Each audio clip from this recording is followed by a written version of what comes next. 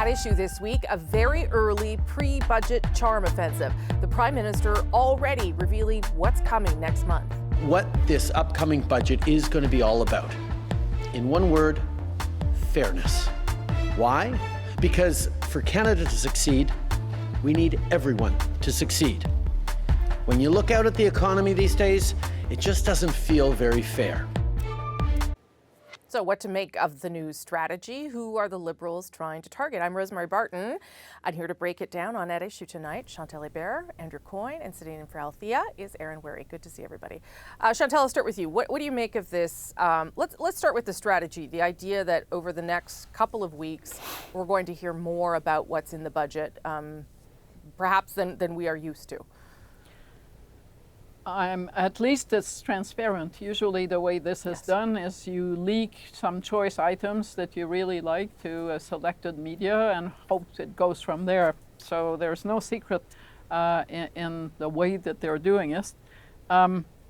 Mostly because they believe that on the day after the budget we'll be asking or answering the question, will the government survive? It needs the support of at least one party. And how big is the deficit and what does it mean going forward? So they are hoping that by parceling out tidbits of the budget, they're going to get coverage for those parts and a focus on them. I think the downside to that is yes, but with that comes scrutiny. And I'm not sure that the announcement on rentals, for instance, went down exactly the way they wanted to. It allows people to look and kick the tires of their announcement a lot, and sometimes when you kick tires, you realize that they're flat tires. But at least people are talking about it, right, Andrew? I mean, even if it's over the course of 2 weeks, it's maybe being talked about in a more substantive way than it would be on budget day when we're trying to cram everything in and then go back and look at things.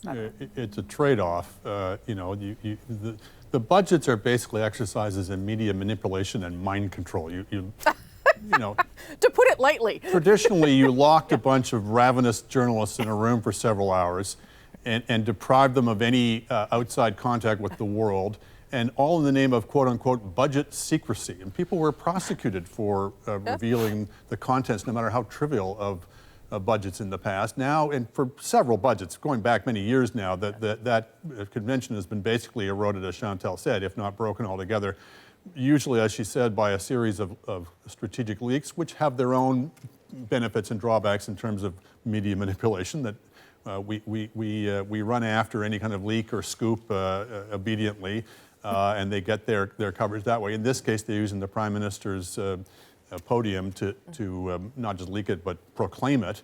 But I'm not sure how much of this is really new. Fairness, quote unquote, has been the doctrine of every budget that this government has produced, to the exclusion, until very recently, of any even mention of growth.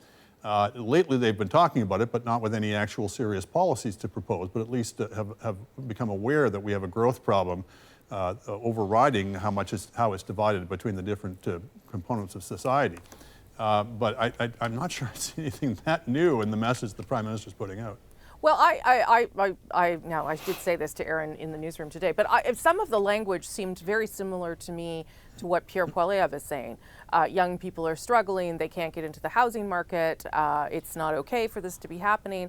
And I wondered whether this idea of fairness is the government recognizing something that their opponents have already recognized, Aaron. Yeah, I think there's a bit of catch up here. If Pierre Poilievre is talking about the same things, it's because there is real angst, there's real concern amongst people, there's real frustration with the way things are working, particularly when it comes to housing. And the Liberals responding to that is, then makes a certain amount of sense. It would have made even more sense 6 months or 12 months ago.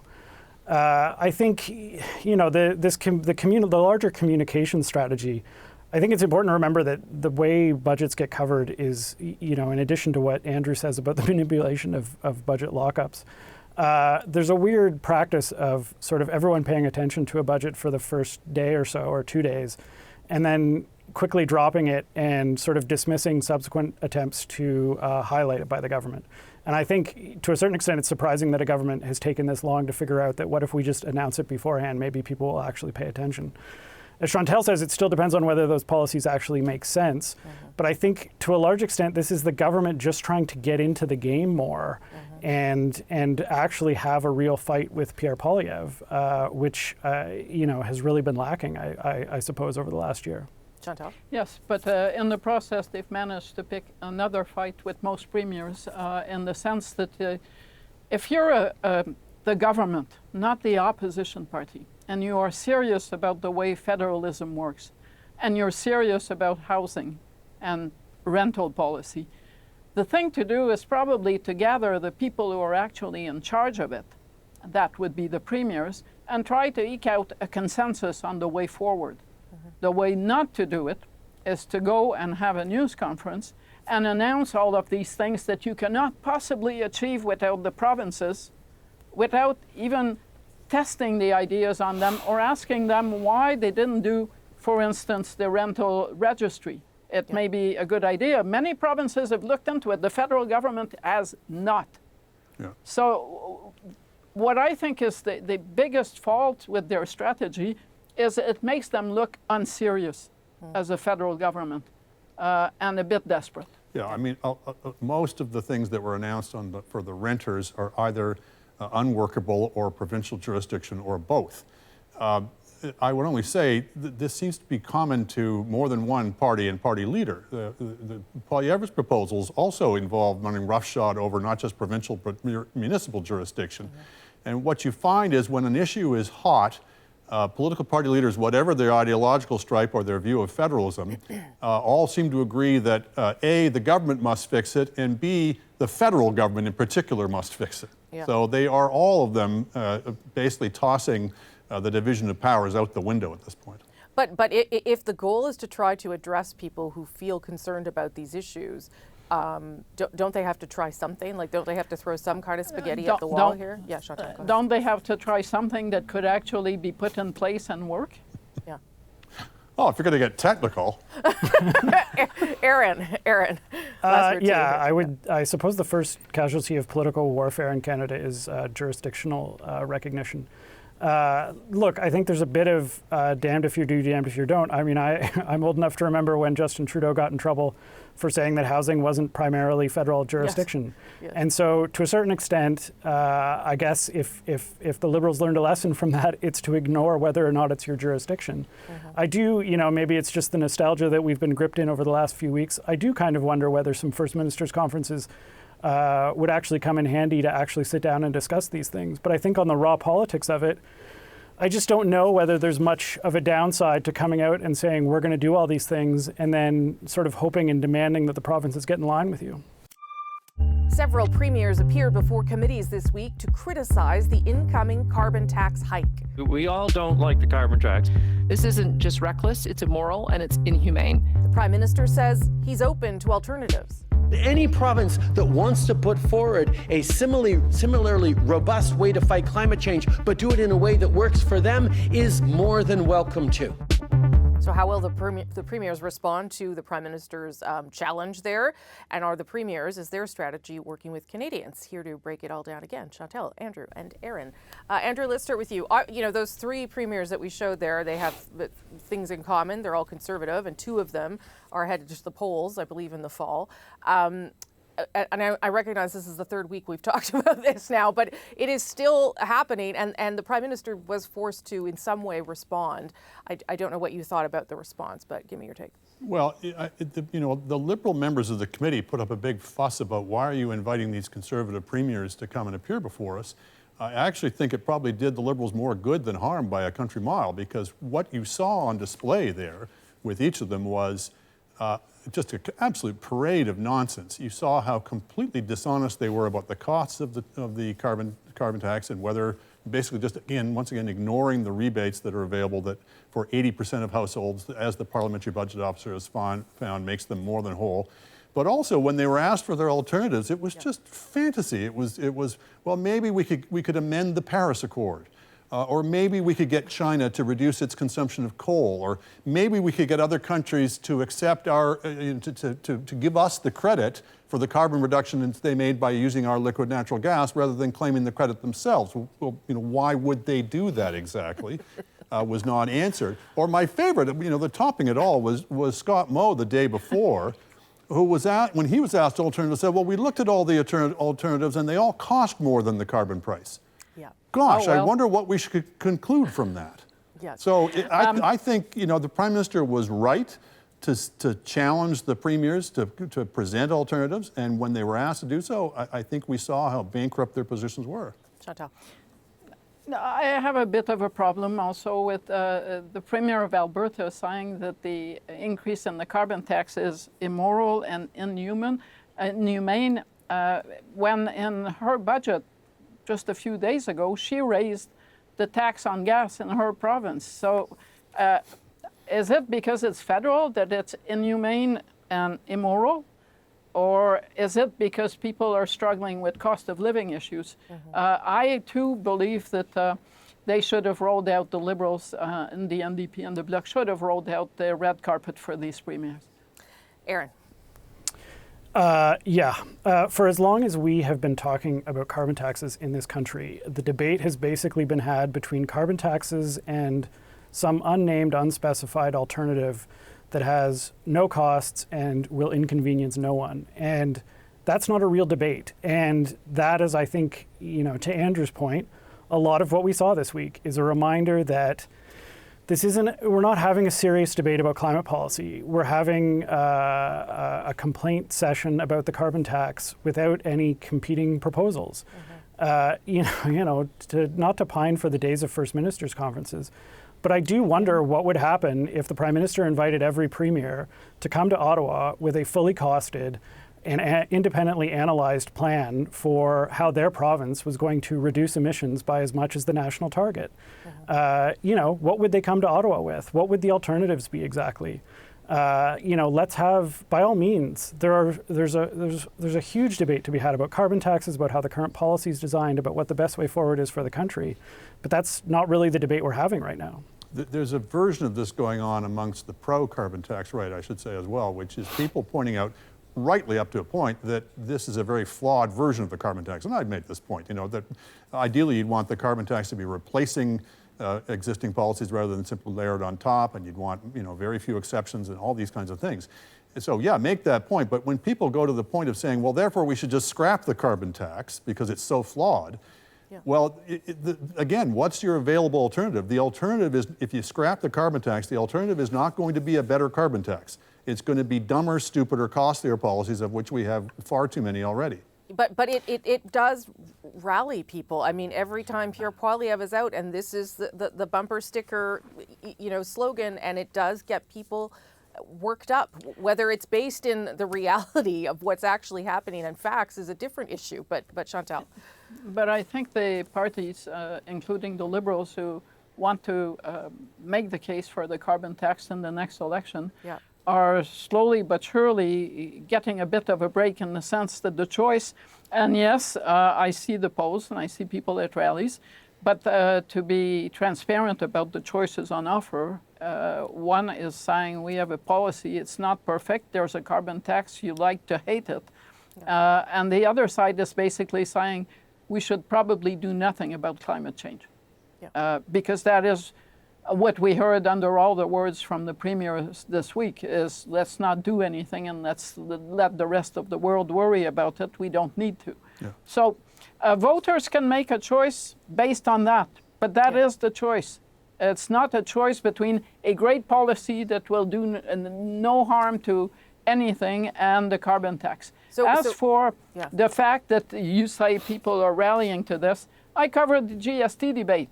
For years, Brian Mulroney said, we're replacing a tax with a tax, which he was.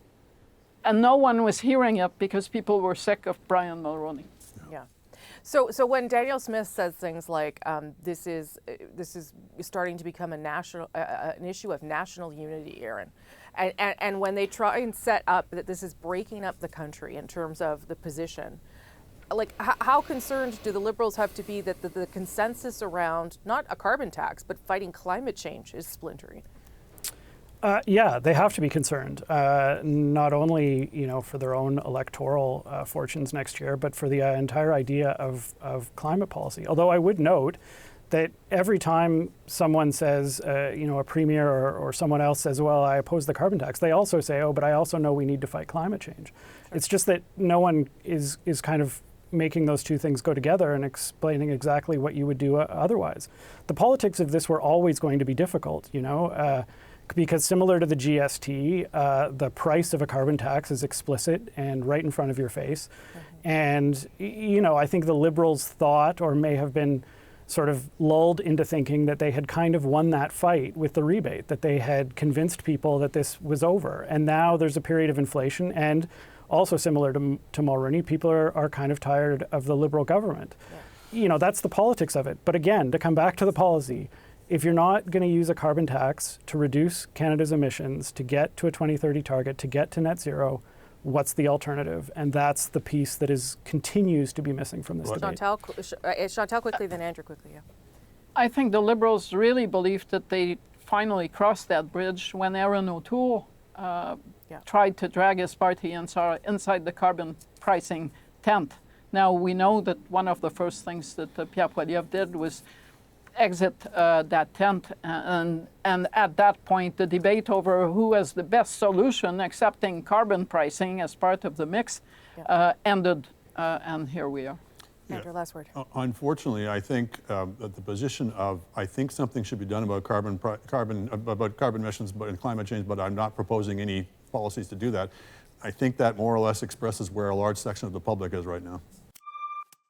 At issue, Canada's foreign interference inquiry and the next 2 weeks of testimony into how Canada has responded to warnings of foreign meddling into this country's elections. The public have a vested interest in knowing whether Canada's democratic process have been targeted by foreign actors and whether their actions had an impact on election integrity. So will this inquiry finally lead to some answers and perhaps some solutions? Chantal, Andrew, and Aaron. We should say that there are a lot of witnesses to get through over the next little bit, including the Prime Minister and lots of other players in all of this. And I wonder, Aaron, whether you think at this point it seems to be a more serious look at this issue that is less partisan and might actually get to something that Canadians could feel reassured by or confident about or at least know more about? Well, I guess it would be hard to be less serious and more partisan than the discussion was previously. Yes, that's true. This is a commission led by a judge.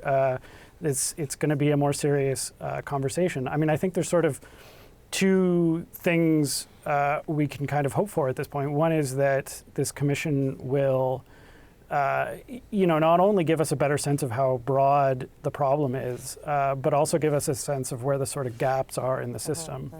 And then I think the second task, which is maybe more pressing in a way politically, is getting to the bottom of the allegations that were reported last year about who knew what when and what they did about what they knew. I think, David Johnston in his report, raised some questions about some of the media reporting. That report, Mr. Johnston's report was kind of very easily and quickly dismissed. I think, this commission really needs to get to the bottom of, what was raised by those media reports. And, not only for the sake of accountability, but simply for the sake of giving us some sense of, what's going on in our system and, whether it's properly functioning. It would be hard, though, to have this happen, recommendations happen, Andrew, and presumably to get those kinds of things in place for the next election if there are big gaps that we're not understanding. Yeah, that's the second part of the Commission's mandate. And in my submission, I think the first part is the more important one in terms of what a public inquiry is for. Right. How do we fight foreign interference? That's what our intelligence services are for. That's what presumably the government is working away in the background. What we really need to know, at least in the short term, is, and certainly before the next election, is what was going on in the government, why was so little done when they were getting these repeated warnings, these repeated alarm bells from the intelligence community. And we still don't know that. I think we're off to a much better start than we had reason to fear we might. This is clearly a superior process to the Johnston inquiry in terms of the mandate, in terms of the powers, et cetera. But the commissioner herself had blotted her copybook a little bit in the early going by giving full standing, what's called party standing, to two public figures who are accused of having too close ties to the Chinese government, and not giving full standing to the Conservative Party, which is one of the groups that's most affected by this. She has since made rulings that have kind of rode that back a bit more, and I think produced a more balanced lineup of people to be interviewed and the mandates for them. And so I think, and we saw that in that first day where you had people who had previously said they would not participate, choosing to participate and telling a very affecting tale about the degree to which they've been subject to intimidation and threats and coercion by these various hostile foreign powers. Chantal, last word to you. We live next now to a country where it is fashionable to not accept election results on the basis that you don't like them. And if we don't want to go down this road, you need to ensure that confidence in our election system remains strong.